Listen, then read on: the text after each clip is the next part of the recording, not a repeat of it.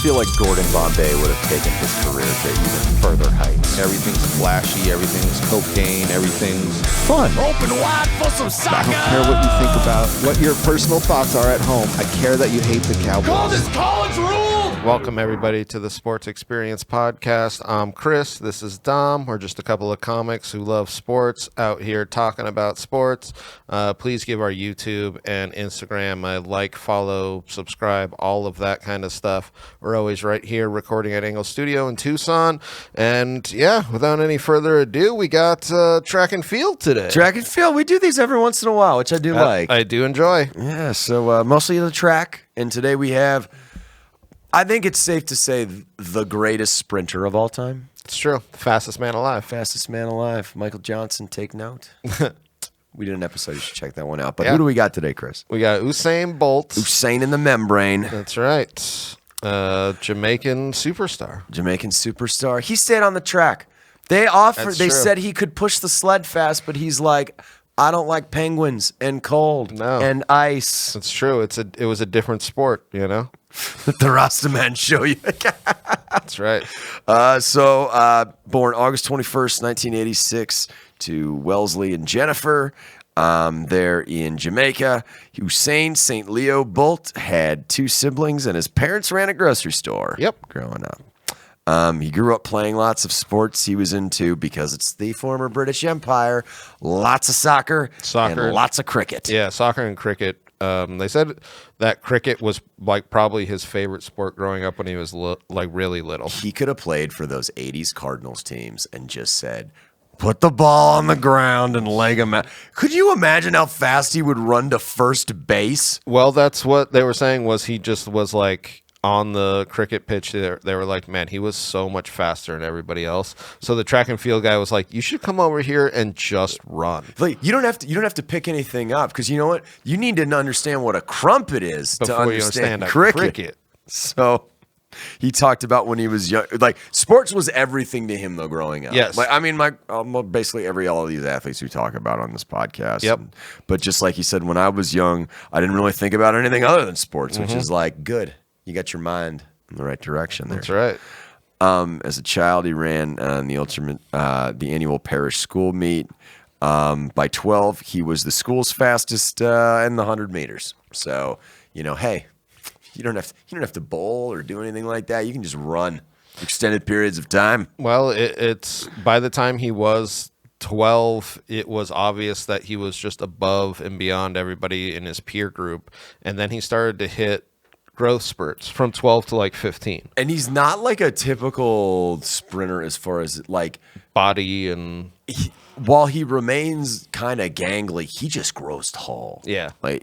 Which is good for long strides. His coach there, Pablo McNeil, was a former track Olympian and at the school had produced a 96 Olympian named Michael Green from Jamaica, who was also in the 100 meters. Usain won the first annual high school championship medal there in 2001, a silver medal in the 200 meters, and wasn't necessarily didn't have that killer instinct yet as a runner. well, his coaches kind of say this throughout until he gets later in his career that he definitely didn't train as hard as they should. He was definitely a joker. He would pull jokes on everybody and just didn't have the focus that a lot of other kids had. Do like the hot foot in the dugout. Oh, You're like, wait, you're going on the track there. I bet he would give a good hot foot. I bet A it. good hot foot.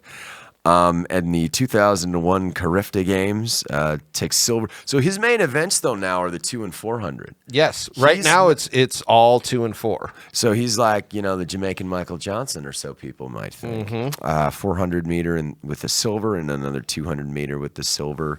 In 2001, at the IAAF World Championships in Hungary, he did not qualify for the 200 meters, but he still set a personal best. Unfortunately, there was an incident where he locked himself in a van to hide from people. Yes. I don't know if you saw that. Yeah, which they were saying it was like he is unruly, if you will.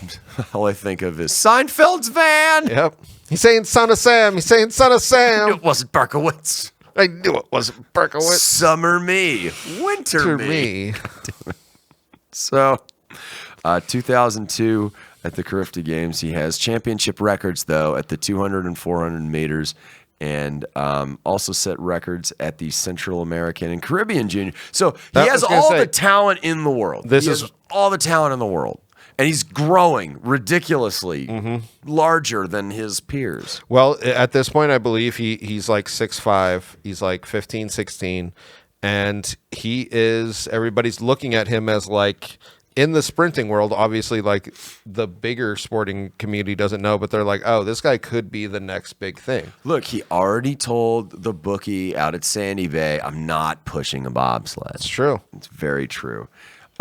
Interesting fact, only one of 9 athletes to win world championships at youth, junior, and senior levels. Yes. The Prime Minister, P.J.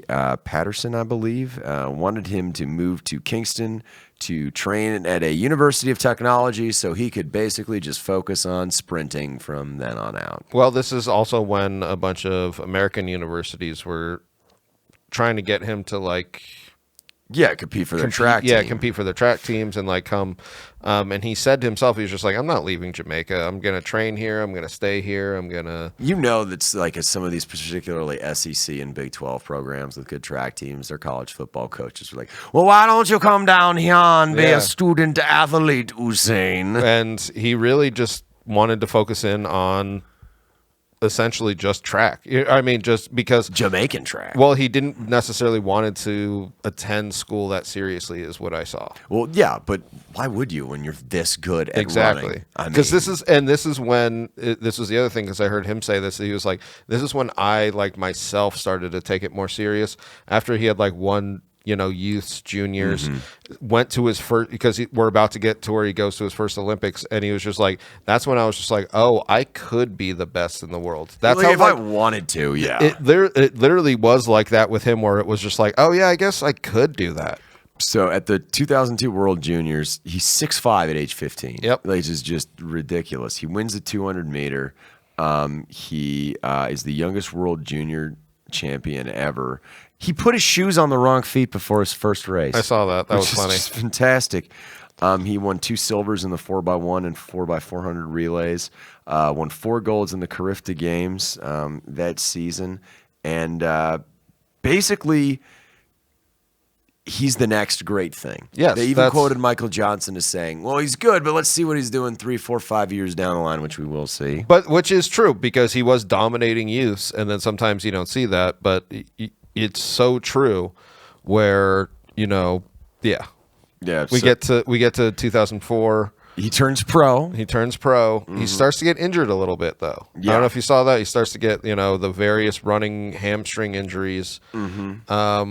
He was basically out in the 2004 Olympics with a leg injury out in the first round. So it kind of in Athens, and he and this is the thing that they were saying was like in 2005 he ends up switching coaches. Glenn Mills comes in because he felt like he was getting injured more than he should. Well, and he wasn't doing the things off the track in terms of training like 100%. Like he's a fun-loving dude. Yep. Like he enjoys the spotlight and enjoys the things that come with it, but it's maybe a little bit of discipline there as far as training regimen. Well, they say he was going out a lot in Kingston. He was doing a little nightlife action. Because he was a huge star at this point, like in Jamaica. Oh, totally. So, and you're 20 years old. Can't wait for all these NIL deals, these athletes to just like start having some crazy stuff going down. Hell yeah. It's going to be an awesome next 20 years. Goes to the 2005 Worlds in Helsinki. Again, an injury in the 200-meter final. He had a car accident later there for November. Getting banged up and not really particularly producing. And Glenn Mills thinks that he should maybe focus in on the 400. Yeah. Which I thought was an interesting thing when you look at this point right now, 2005, to the rest of his career. He's getting injured a little bit. Glenn, his coach, is like, hey, I think you should focus in on the 400 because you're so bad out of the blocks. He's so bad out of the blocks, and he always had a penchant for looking back at people, which we'll discuss I love later. Which is just like, oh, you magnificent bastard. Yeah. 2006 at the Lissima Grand Prix in Switzerland, he gets a bronze behind Xavier Carter and Tyson Gay. At the IAAF final in Stuttgart, he gets another bronze. So mind you, he's 18 though. These are grown men that he's running against. So this, even though he's not winning gold at this juncture, exactly, these are like grown ass men he's competing against and doing well against. What was it? Is this about the time when the deal happens between him and his coach on whether he can run a particular race? Yeah. So you want to get into that? Well, I think in 2007, so this is where it goes. So Worlds is in Japan, and he, to Usain Bolt's credit, he's like, I think I should be able to run the 100-meter. I know my body. I know my body. My body, my choice, coach. And he said, he goes, I think I could literally be one of the fastest people in the world at it. I don't understand why I don't focus in more on the 100, 200, more than the 200, 400. Exactly. Him and Glenn Mills actually like discussed this for a long time. And he agrees to let him do the 100-meter. It's crazy. At the Worlds in Japan, and he dominates. It's ridiculous. It's ridiculous. Almost beats the world record. So he runs a 9.76. Yeah. Other runners are extremely surprised by how fast he came around and his technique, like Johnson and Gay, and like these guys are just like, oh, that's him.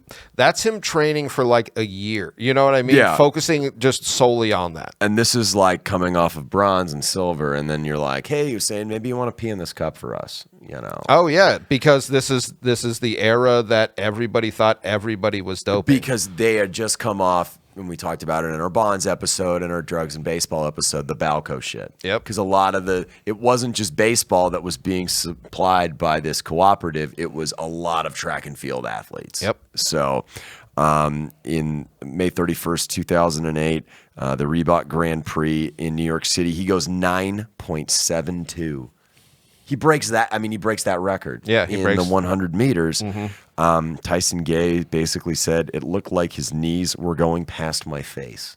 Which, if you're 6'5" and you can run, it's got to be like a gazelle, dude. Yeah, how long your legs are. It's pretty amazing to think of, just his coach really trying to deny him and put him into the 400-meter, and him being like, no, I know I can do the 100-meter. And at this point, he's just like, you're right.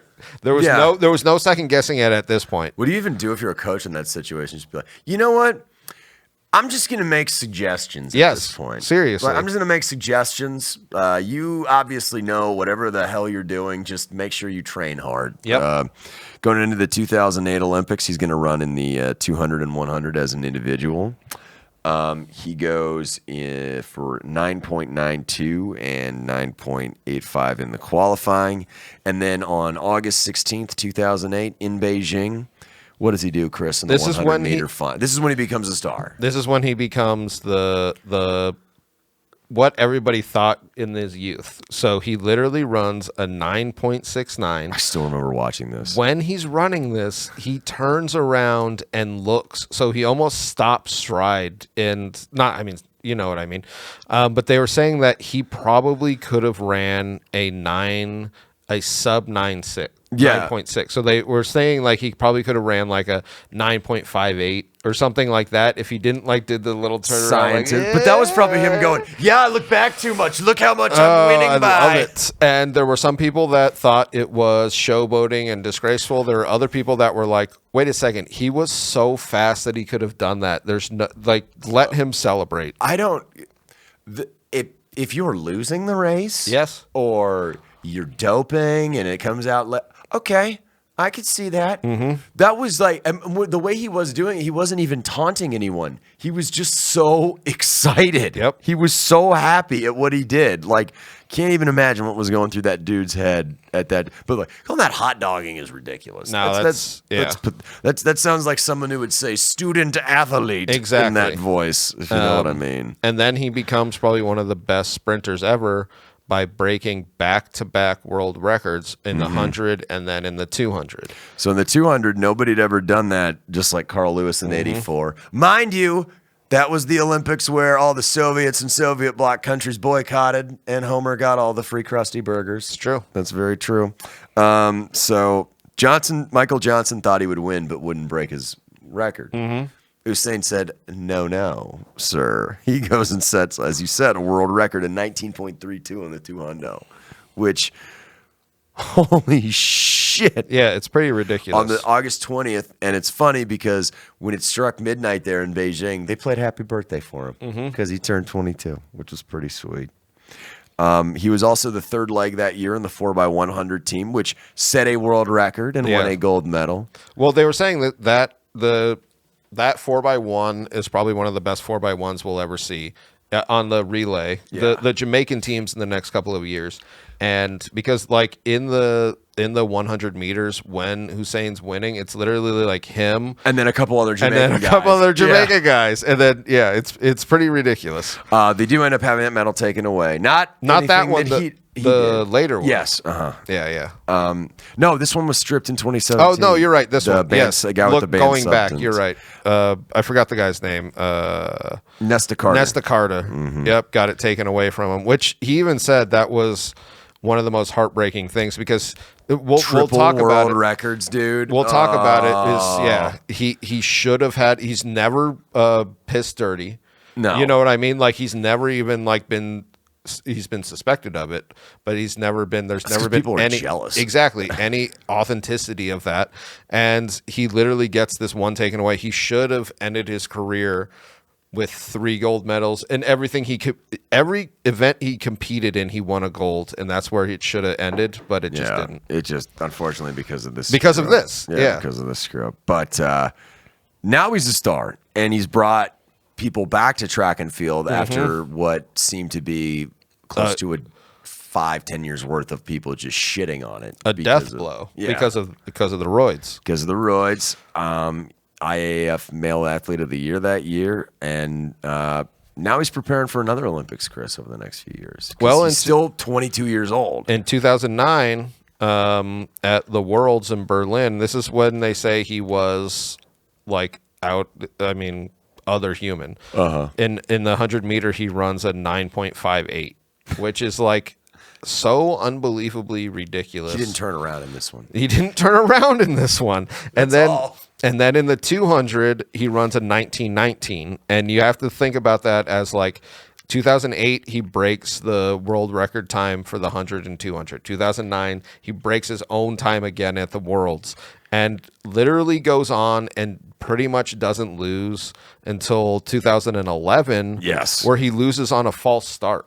Yeah, and that's he got DQ'd in that one. Yes, and people were saying like this is the most anticlimactic, crappy way because it's like, oh, they didn't suspend him because he was cheating or like he did they said wrong. Because they had changed the rules recently. Everybody was allowed one false start, and now they said that nobody was allowed a false start.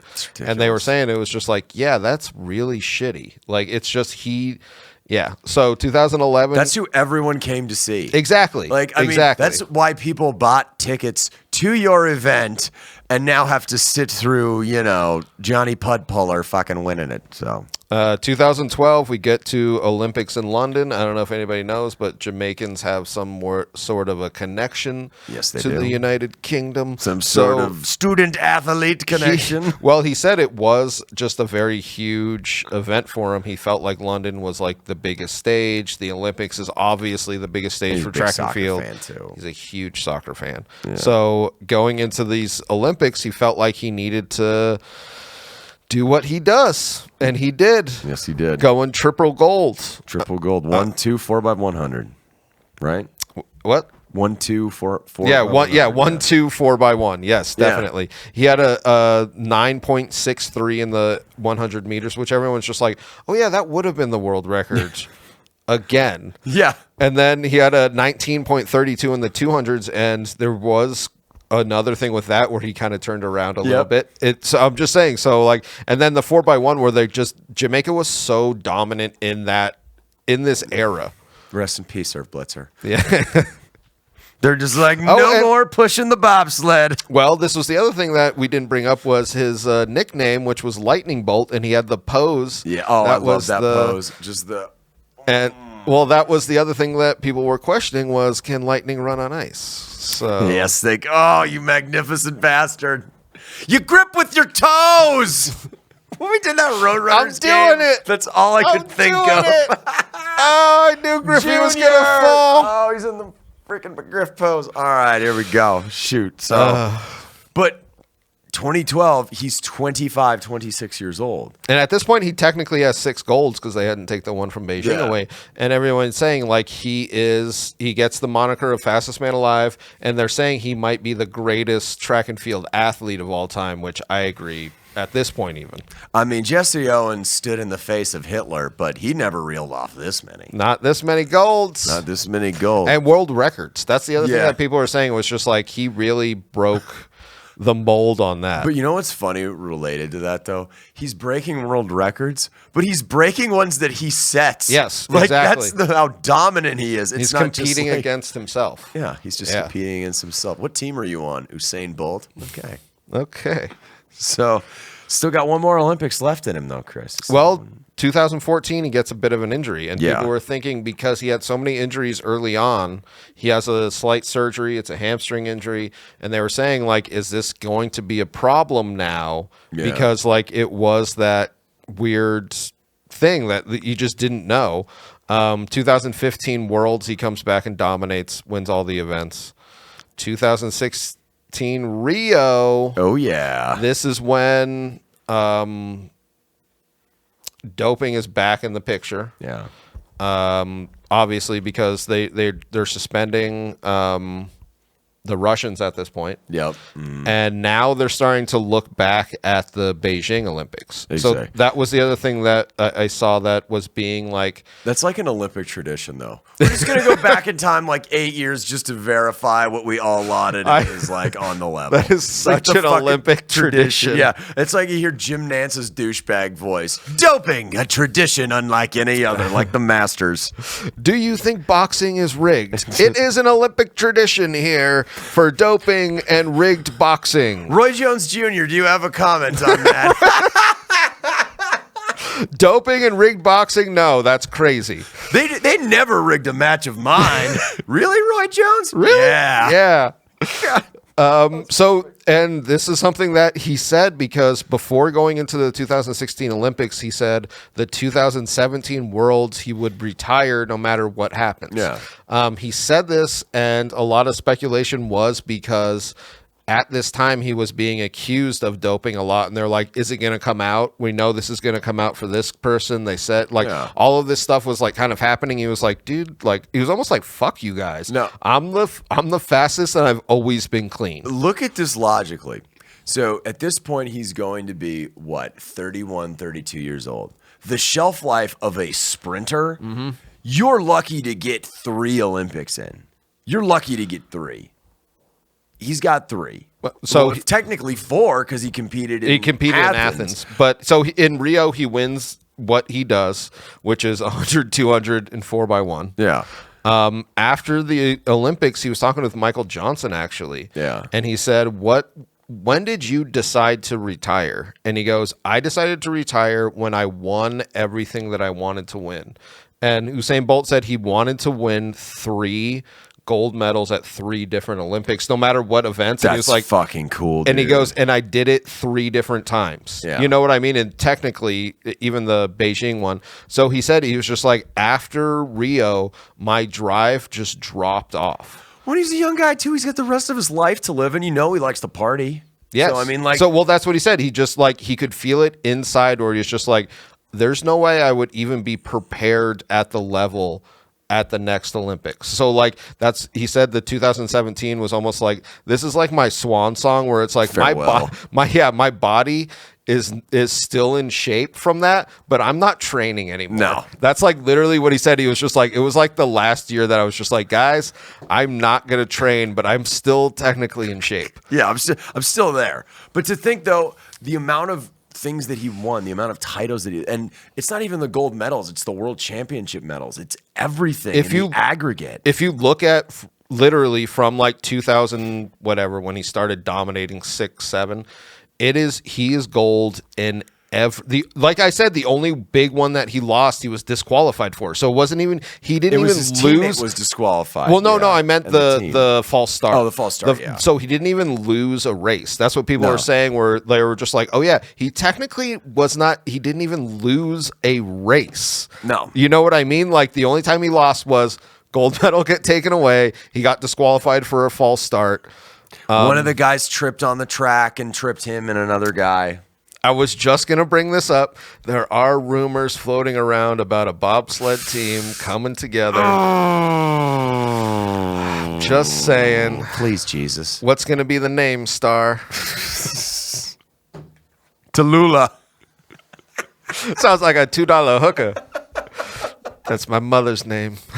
It's a beautiful name. I can't believe they say that in a Disney movie. It sounds like a $2 hooker. But the way you said it, you couldn't understand it. I had to have fucking closed caption on when I was 10, and I asked my parents, what is a $2 hooker? It's so good. I love it so much. All right. Usain Bolt, without a doubt, the fastest man alive and probably the greatest track and field athlete. Yeah. Hundo. Yes.